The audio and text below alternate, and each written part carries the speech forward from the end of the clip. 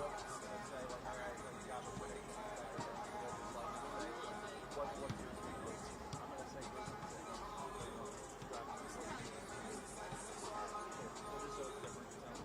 then I was thinking at the end, if you want, we just have these standing by. If you want to just have that as kind of like today's ground. Yeah, we can. I would just be, you I was just thinking that's an easy way to for an out point. Yeah. Say, hey, here's the towels, and we can hold them up and call it a day. Okay, perfect. And then the other thing, I think I'm gonna try to log into the live so I can see the live questions coming in.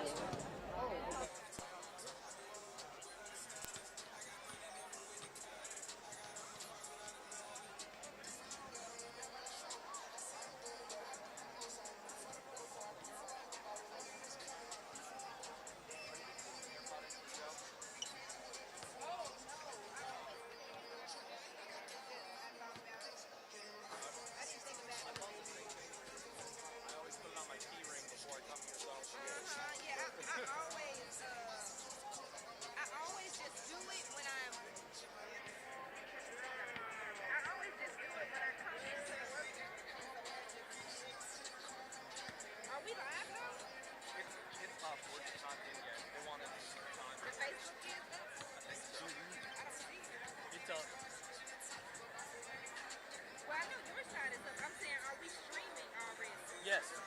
You see it? I see it.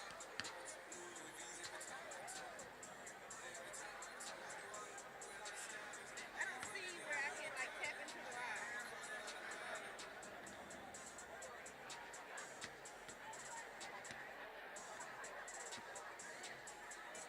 See it? Okay. Why don't I see it? Let's see.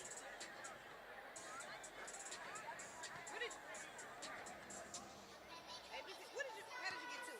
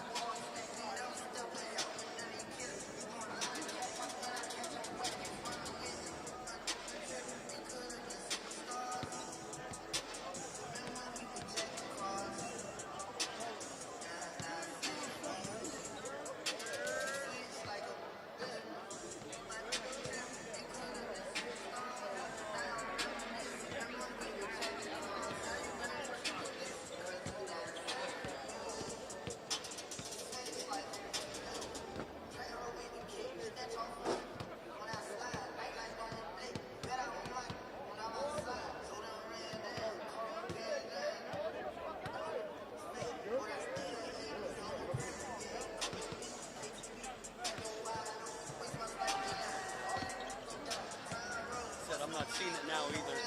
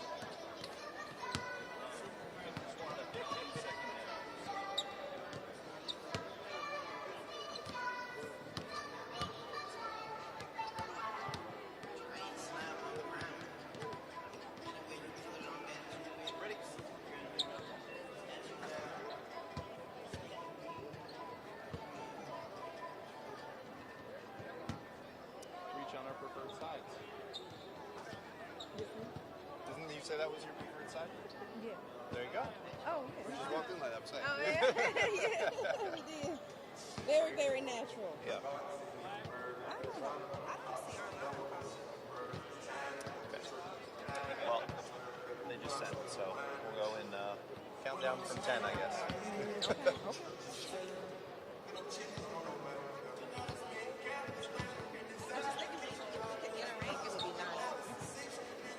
Hey, Ian, we all set? Okay. Hello, everybody, and welcome to FedExForum. It's playoff time in Memphis again, and this time we've seen one of the best regular seasons in team history, all kinds of records, and now we'll wait to see what comes in the playoffs. Clayton, Collier, Erin Wilson here with you courtside as we're getting set for Game One between the Minnesota Timberwolves and the Memphis Grizzlies. And Erin, we've been talking about it. I mean, well, before we get to the matchup, let's talk about the excitement of just having a sea of gold again, seeing the growl towel, seeing fans pouring in here for a playoff game. You know, what's funny is that I think the sea of gold, the growl towels hanging on each chair before each game is something that fans can probably get used to in the next coming years. We saw it last year. We're back again this year. And this team is just one that is really well put together and really exciting to watch. Right before the season, Kleiman did tell us that he was shooting for a national championship, right? Yeah. And he said that may happen now, it may not happen now, but he sure didn't say that it couldn't happen right now. And this team is showing that every step of the way. He is. I mean, he did say right from the start, we want to win a title. Yep. And that's the goal that they set, obviously well ahead of schedule. Yep. And that's been the theme, and that will be the theme of this series, is two young teams on the rise and ahead of their years. So the Minnesota Timberwolves making the playoffs this year, what Pat Beverly said he wanted to do. We'll talk plenty about him in just a minute. Yes, he's done a lot of talking, hasn't he? He has. The former Grizzly as well. But I want to start, Erin, with Dillon Brooks, because this series was physical. This was a great series all year long for all four games. They split it 2-2. Yeah. The one factor, the Grizzlies didn't have their heart and soul and their defensive wonder in Dillon Brooks. Yep, that Dillon the villain, and he is obviously a huge presence, not just on offense, but especially on defense. And one thing that the Grizzlies struggled with the Timberwolves was stopping them defensively in those games that they failed to them in. And they didn't get Dillon in those games. They might have him tonight, or they are absolutely going to have him tonight. And they might see him do exactly what he did to the Jazz early in the playoffs last year. We know that Dillon Brooks loves to show up defensively in the playoffs. And we expect nothing different from him tonight, especially for the simple fact that D'Angelo Russell has had huge games against the Grizzlies, and he may be the guy to stop that from happening. Well, and Taylor Jenkins just said in pregame, he was asked specifically, like, is D'Angelo Russell going to be the guy? Because you could put Dillon Brooks on either him or Anthony Edwards. Either one. The expectation going in is it's going to be D'Angelo Russell. Taylor Jenkins said they're going to mix it up a bit, but I imagine we're going to see him starting on him at the very least. Yeah, Russell having 30-point games almost every time against the Grizzlies. I definitely think that he's going to probably pick him, if not for the entire game, definitely from the start, you know. And then the other matchup on the defense, we have two villains in this game. On one end you have Dillon, on the other one you have Patrick Beverly. For sure. Another guy who's not afraid to disrupt, get physical. No, he's not. And he is going to be taking on Ja Morant. That is going to be the key matchup to be watching in this series. It's a huge matchup. It's very key. And the thing about it is, just as D'Angelo Russell has had great games against the Grizzlies, Ja Morant has had tougher games against the Timberwolves. Now, that early 33-point game from the first game where they did defeat the Timberwolves, that one was a big one for Ja. But the rest of them were relatively low-scoring games for Ja Morant, in part to that villain in Patrick Beverly. Well, and this week at practice, Ja Morant was asked consistently about Patrick Beverly and his availability on Thursday. He started off saying the usual things that you'd expect. We're focused on ourselves, da-da-da-da-da.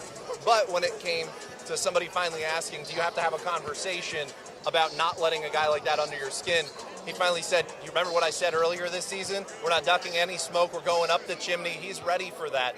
I mean, this is a guy who always says, I grew up playing on concrete. T. Morant was his biggest hater, is what he always said, his father. So he's ready for this. And there's been a lot of talk of, is Patrick Beverly going to be able to take Ja Morant out of his usual game, off his game?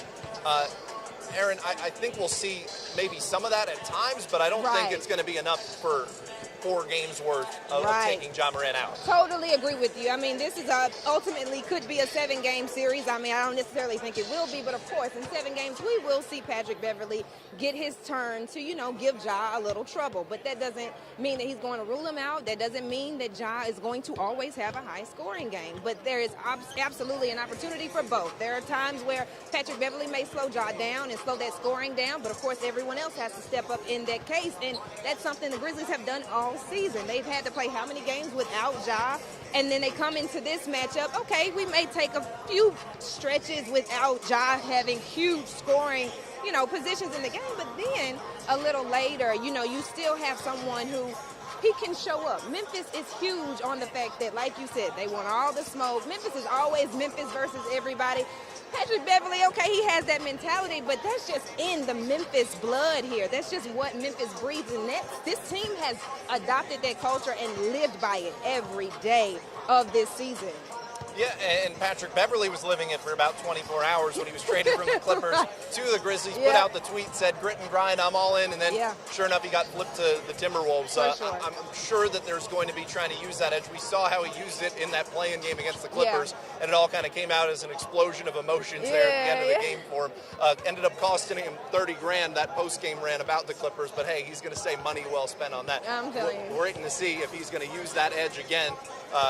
Maybe, at least for the Grizzlies. I don't know. Use what you need to try to get that extra edge, but I think it's a little bit more of a stretch saying that the Grizzlies are somebody that he maybe has in the back of his head as a feud against, or whatever you call it. Of course. And I mean, what's the playoffs without a few feuds, without that storyline of let's see how Dylan, overpowers Pat Beverley as the villain, or will Pat Beverley get the best of being the villain in 1 game or 2 of this series? But the thing about it is that's what the people want to see. The people want to see who steps up and who comes out here and says, I'm going to be that guy that's going to disrupt your entire system, and I'm going to do it for the name of my team so that we can get to this second round. And that's all Memphis especially really wants to see out of Dylan after not being able to see him so much this season, Yeah, and Brandon Clark was also asked this week, how many texts do you think that each of those guys are going to get? He said 3 apiece, he said he believes, because 4 means a suspension. So he said, I'm going to go with 3 each for them, which is, I think that's a good over-under to set at. And I think so too. And the funny thing about it is I'm pretty sure, if I'm not mistaken, that Dylan Brooks is leading the league when it comes to texts. Even missing as many as he did. As many as he did, yeah. But, beyond that as well, this is, and going back to what I was just saying, on the topic of betting lines a bit, the Grizzlies go in as 6.5-point favorites today. It's been moving about 1 point so far. I believe it was around 7.5, now over to 6.5. But this is going to be a terrific matchup all season long, or all series long, I should say. I want to point out, this is the best scoring team in the NBA in terms of overall points. They take the most shots in the NBA from 3-point range. They make the most shots.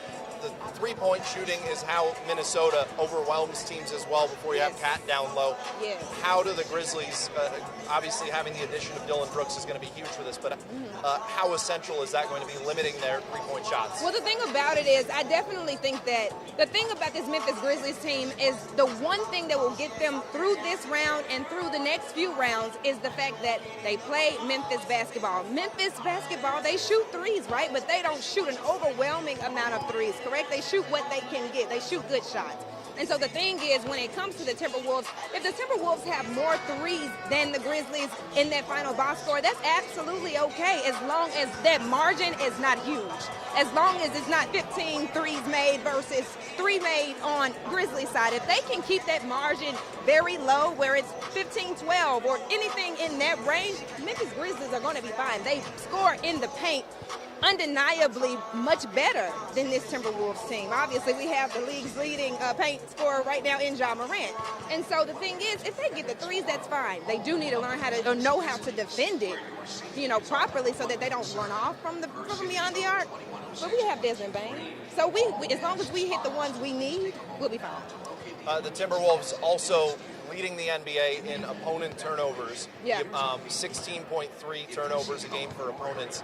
No one else in the NBA can match that. So hanging on to the basketball is also going to be major for the Grizzlies. And again, that's where Patrick Beverley comes into play as well, and trying to limit him. The other major factor that we want to get to is foul trouble down low in particular. Jaren Jackson Jr., Karl Anthony Towns, both top 3 in the NBA this season in fouls committed, each averaging about 3.5 fouls a game. So when it comes to this, that matchup down low, having 2 stars down there, let's talk about the essential, first of all, just trying to stay out of foul trouble. Yes, I definitely think that staying out of foul trouble is always the name of the game in any big game when you have big players that you need on the floor to get those results that you're looking for. And the thing about it, when you speak about Jaren Jackson Jr., he's obviously been touted, especially by his teammates, as the defensive player of the year, correct? So we need to see that out of him in the playoffs this year. We didn't get to see a full playoff version of Jaren Jackson Jr. last season against the Jazz. He was coming off of an injury, right? Well, this time we get to see what do you do? How do you respond in the playoffs? Can you be that defensive player of the year? Can you wear that title? Well, we need to see it today and the rest of this series. Well, the Timberwolves are already proven that they can win big games without Karl Anthony Towns, getting it done despite some foul trouble for him in the play-in game against the Clippers. So now it's time to see, well, we've already seen it from the Grizzlies throughout the regular season. They can win without just about anybody. They didn't have their entire starting lineup or their backup point guard. They still beat the Phoenix Suns in that regular season matchup just a couple weeks ago. Erin, we could keep going on and on about this matchup, but overall this is just going to be a fantastic series between two young, athletic, physical teams, and this is the kind of stuff you want to see in the playoffs, and this could very well be 2 teams that match up pretty often, not too far down the road. This could be a future Western Conference Finals matchup in the next year or 2. Yeah, and see, the thing about it, that's because they're a young team. That's why this matchup is so key. And it's maybe the one where you have Shaq and you have Charles Barkley saying, oh, the Timberwolves are going to get this.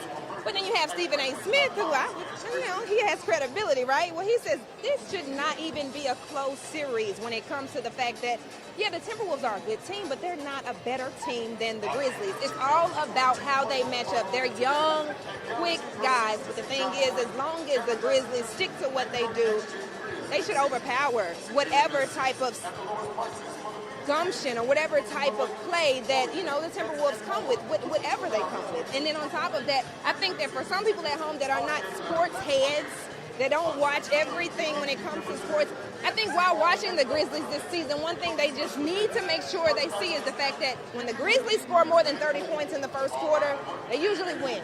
When they score more than 115 points in the entire game, they've usually won. Actually, when they hit 115, they've only lost 4 games, or they hit that margin. So this entire season. So you see those stats, end of the first quarter, more than 30. Towards the end of the game, more than 115. We should be just fine. They may need to go a little over that margin, though, to beat the Minnesota Timberwolves, who average above that. And again, leading scoring team in the NBA as well. Before we get going, Erin, I'll start with you for your prediction. What do you have? Grizz in what? I say Grizz in 5. I mean, I definitely think the Timberwolves will get something. But like I said, I don't see this Timberwolves team just getting the better of a Grizzly team that now has Dillon Brooks back, on top of the star they have in John Morant, on top of the star power that comes out of Jaren Jackson Jr. and, of course, Desmond Bane shooting 48% from the 3. If he does that tonight, we shouldn't, and the rest of the series, we shouldn't have a problem with this team.